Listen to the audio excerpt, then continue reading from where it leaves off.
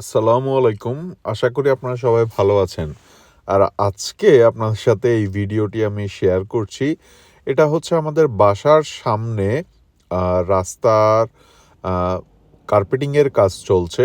অর্থাৎ তারা পুরো সপ্তাহ ধরে রাস্তায় কাজ করেছে।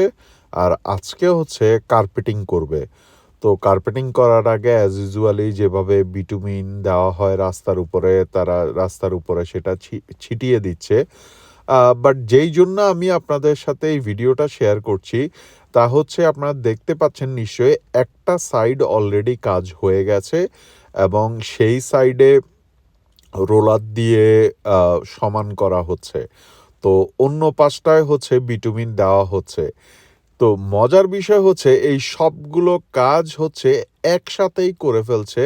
তাদের বিশাল বড় একটি কার্পেটিং মেশিন আছে। এই যে দেখতে পাচ্ছেন কার্পেটিং মেশিনটা। আর এই মেশিনটা দিয়ে দেখুন সামনের ট্রাক থেকে হচ্ছে পিচসহ যে উপাদানটা আছে সেটা হচ্ছে পেছনের গাড়িতে দেওয়া হচ্ছে এবং পেছনের গাড়িতে একই সাথে এগুলো রাস্তায় ছড়িয়ে দেওয়া হচ্ছে বা ছিটিয়ে দেওয়া হচ্ছে। রাস্তায় ছিটিয়ে দেওয়ার সাথে সাথেই একজন হচ্ছে এগুলোকে আবার আ বেলসা দিয়ে হচ্ছে খুব সুন্দরভাবে আ নামিয়ে দিচ্ছে এবং সেই সাথে একই সাথে কিন্তু রাস্তার কার্পেটিংও করে ফেলছে। অর্থাৎ একই সাথে আ পাথরগুলো মিশ্রিত পাথরগুলো রাস্তায় ফেলে দেওয়া হচ্ছে এবং সাথে সাথে কার্পেটিংও করে ফেলা হচ্ছে।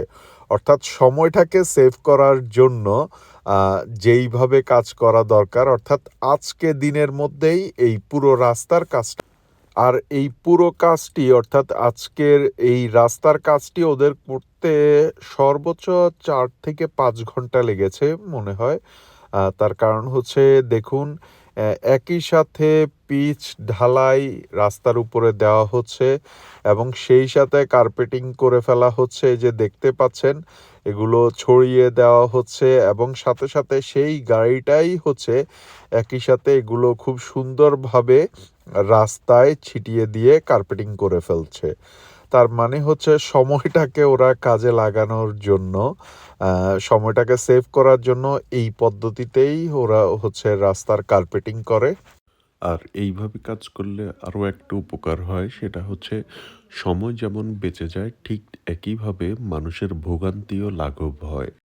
আর এইখানে ওনারা ৬ থেকে ৭ জন লোক কাজ করছে। আর এই রাস্তাটার কাজ করার জন্য ওনাদের ম্যাক্সিমাম হয়তো ২ থেকে ৩ ঘন্টা সময় লাগবে। আর এই সময়টার মধ্যেই এই রাস্তাটি দুপাশ থেকে বন্ধ করে দেওয়া হয়েছে। আর পুরোপুরি কার্পেটিংয়ের কাজ শেষ হয়ে গেলে হয়তো ম্যাক্সিমাম ১ ঘন্টা রাস্তাটি বন্ধ থাকবে। এরপরই হচ্ছে রাস্তাটি জনগণের ব্যবহারের জন্য খুলে দেওয়া হবে। আর কার্পেটিংয়ের কাজ যখন শেষ হয়েছে অর্থাৎ কার্পেটিং বেছানো হয়ে গেছে, তারপর একটি রোলারের সাহায্যে আবার পুরো কার্পেটিংটাকে চেপে বসিয়ে দেওয়া হচ্ছে এবং যেখানে যেখানে ফাইন টিউনিং দরকার সেই জায়গাগুলো ফাইন টিউনিংয়ের সাহায্যে রাস্তাটাকে স্মুথ করার চেষ্টা করা হচ্ছে। আর এর কিছুক্ষণের ভেতরেই রাস্তাটি সম্পূর্ণ ব্যবহারের উপযোগী হয়ে গেল এবং রাস্তাটি জনগণের ব্যবহারের জন্য খুলে দেওয়া হলো।